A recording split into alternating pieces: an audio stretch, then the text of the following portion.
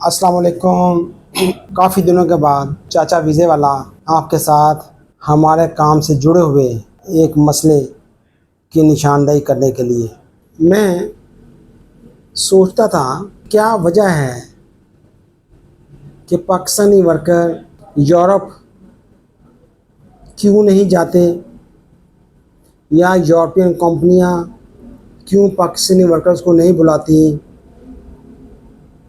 और पाकिस्तान की रिक्रूटिंग एजेंसियां इतनी ज़्यादा पुरजोश तरीके से काम क्यों नहीं करती, कोशिश क्यों नहीं करती यूरोप भिजवाने के लिए। तो पिछले कुछ अरसे से मैं जिन लोगों ने ये काम किया यूरोप के, उनसे गपशप हुई, जो कि इस फील्ड में कई दहाइयों से हैं, कुछ दोस्त। तो उसमें जो वजूहात पता चली, वो अगर आप मेरी बात गौर से सुनेंगे तो शायद हम सब मिलकर किसी हल की तरफ जाएं, कोई हल निकाल सकें या अपने आप को बेहतर कर सकें। पहली बात तो ये है कि यूरोप में मैं आपको बता दूं कि ज़रूरत तो बहुत ज़्यादा है। हमसे कम मेहनती, कम पैदावार देने वाले नेपाल से, इंडिया से, बांग्लादेश से, श्रीलंका से लोग जाते हैं, कंपनी उनको बुलाती हैं। क्या वजह है कि हम ही क्यों नहीं जा सकते? कुछ लोगों ने काम किया, यूरोप का, पाकिस्तान एजेंसियों ने।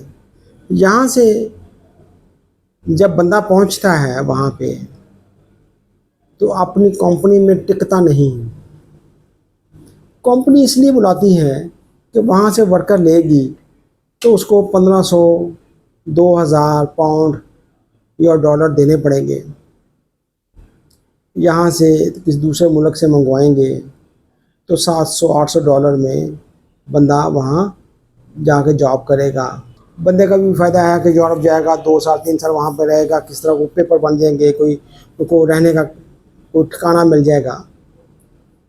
लेकिन ऐसा भी हुआ कि लोग यहाँ से गए, अम्बेसी वालों ने अगर 30 वीज़े जमा करवाए तो एहतियात सिर्फ चेक लगाने के लिए कि बंदे वहाँ पे जाएंगे तो क्या बिहेवियर होता है, 2 वीज़े लगा दिए, 3 वीज़े लगा दिए, बाकी पासपोर्ट अपने पास रखे। वीज़े लगे, प्रोटेक्टर हुए, बंदे यहाँ से फ्लाई किए, आगे कंपनी वालों ने रिसीव किया और एजेंसी वालों की जान में जान आई कि अल्हम्दुलिल्लाह बंदे कंपनी में पहुँच गए हैं। रात को जाके सोए, उनको जगह मिल गई सोने की, आराम करने की। सुबह जब कंपनी ने गाड़ी भेजी कि भी इनको दफ्तर लेके आए, तो बंदे गए, बंदे वहाँ से निकल के किसी और जगह चले गए, गायब हो गए। तो यहाँ से जो उनका कोई चाचा, मामा या कोई अजीज़ रिश्तेदार वहाँ पहले यूरोप में मौजूद है, वो उनको पहले एक कहानी सुना देता है कि आप बस यहाँ पहुँच जाएँ किसी तरह, फिर मेरे पास आ जाएँ, बाकी बंदोबस्त मैं कर लूँगा। इलीगल हो जाएं वो अच्छा है कि आप इज्जत के साथ काम करें।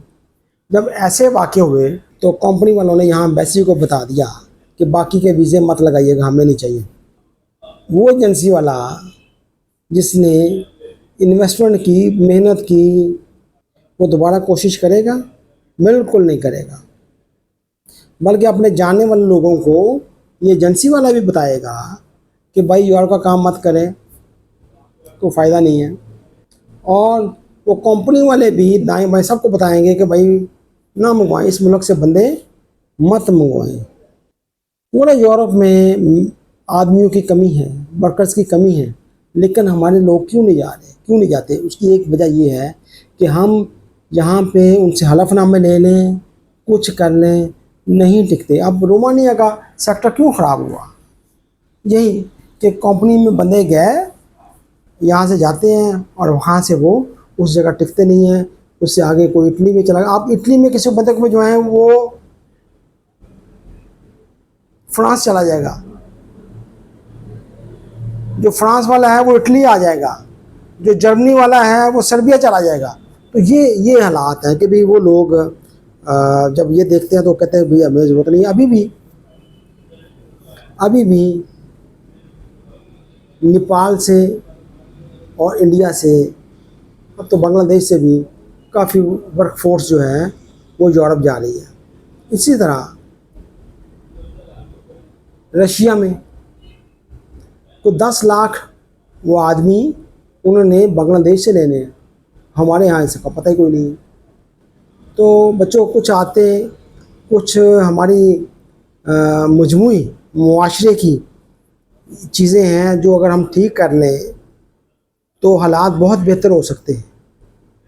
ये हमारी मुश्किल है इस फील्ड में। अच्छा, फिर क्या होता है कि बच्चा वहाँ पे जाता है, वहाँ से कंपनी से गायब हो जाता है और फिर वहाँ से वहाँ पे चूँकि असाइलम अप्लाई करते हैं, कई किस्म की झूठी सच्ची कहानियाँ बनाते हैं। उसमें से एक कहानी ये भी होती है कि मैं कंपनी में आया, मुझे तनख्वाह नहीं मिल रही थी। तुम रहोगे वहाँ पे तो तनख्वाह मिलेगी। 4 महीने गायब होने के बाद वहाँ पे फिर उसके बाद अप्लाई कर देते हैं असाइलम के लिए, और फिर वो जब असाइलम की एप्लीकेशन किसी तरह पाकिस्तान के दफ्तर दाखिला को मिलती है तो यहाँ से वो प्रमोटर के पीछे चढ़ाई हो जाती है कि आपने बंदा भेजा, उसको तनख्वाह नहीं मिल रही। तो अब प्रमोटर क्या करे, भेजे और बंदा वहाँ पर टेकेगा नहीं, उसको कैसे सबूत देता रहे।